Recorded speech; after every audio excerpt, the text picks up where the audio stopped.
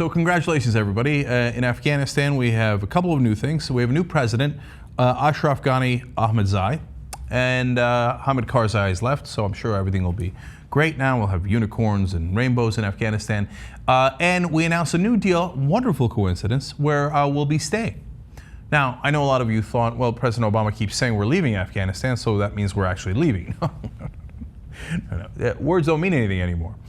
We just signed a new deal where we're keeping 10,000 troops in Afghanistan indefinitely. Now, 10,000 sounds like a lot of troops, right? I mean, that sounds like boots on the ground. No. Once again, not wearing boots, wearing slippers. Yeah, 10,000 American troops staying past the end of the year, new deal with a new government. Wonderful coincidence right there. But it's okay because everything's going swimmingly in Afghanistan. That's why they had a suicide bomber minutes before the swearing-in ceremony. Okay, the suicide bomber hit near the airport where a lot of emissaries were coming in. 4 security forces members were killed. 3 civilian bystanders were killed. And don't worry though, we got this thing figured out. Afghanistan's going great. Now, when did we go in? We went in at the end of 2001. We're in 2014. 13 short years later, we're in almost the same exact spot we were before. Wonderful. Okay. And don't worry though, we have a new unity government. The guy that Ahmadzai was running against is now part of his government as the chief executive. His name is Abdullah Abdullah. That's his real name. Okay. So, now what I can't figure out is why our intelligence community that knows all these wonderful things about imminent attacks against us and threats against us didn't know there was a suicide bombing coming up right before the swearing-in ceremony. In fact, let me go a little Django Unchained on that.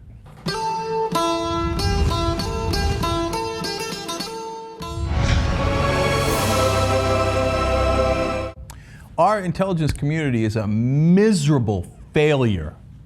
They suck at their jobs.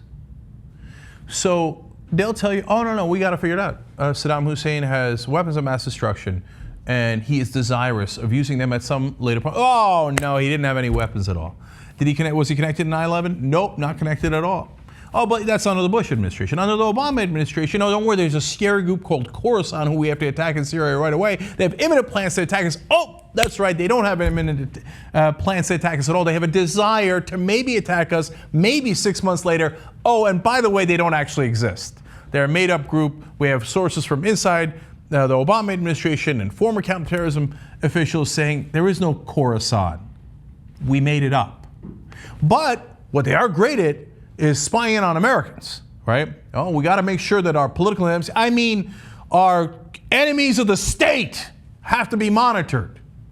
Now you say, come on, political enemies, that sounds over the top, Watergate-like kind of stuff. That we don't have that happening. I mean, it's not like we would make up charges against the guy who is the head of WikiLeaks who let us know all the things that our government was doing. Wait, he is holed up in an embassy somewhere, right? Based on charges about not using a condom while having sex.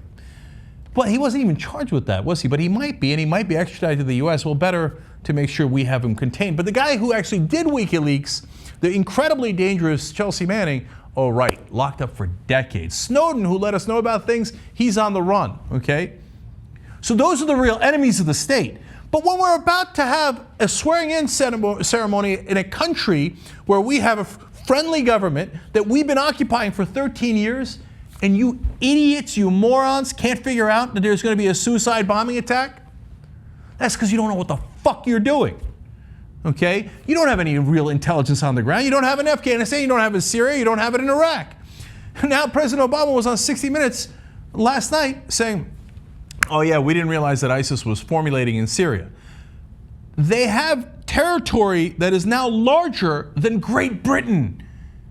And you didn't realize any of that was happening until just 2 months ago, when they started beheading people in international media. That's when you realized it. I mean, how pathetic are you? How much do you suck that you say, oh, oops, that group that captured this incredible amount of territory, we didn't even realize existed 2 months ago. But, by the way, as we were attacking them, we attacked a made-up group called Khorasan.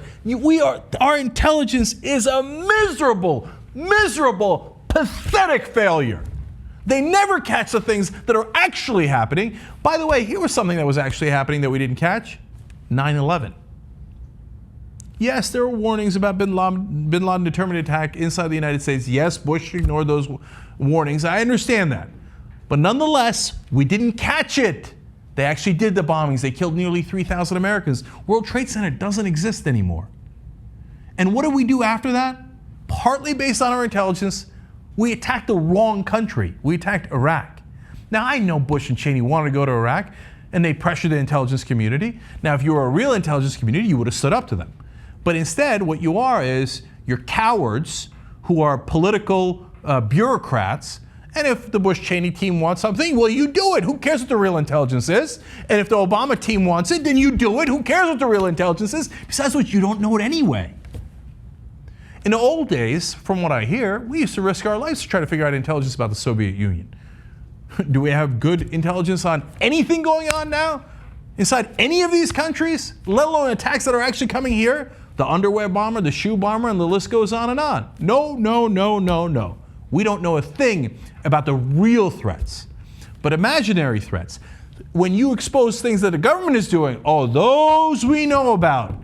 And those you'll spend a long time in jail or on the run to make sure that we avoid those. Because that's what our intelligence community is focused on. They're not focused on protecting us. They're focused on protecting the powerful, the establishment, the elites of our country. If you get upset, you in the intelligence community, at this assessment, you might want to do your fucking job.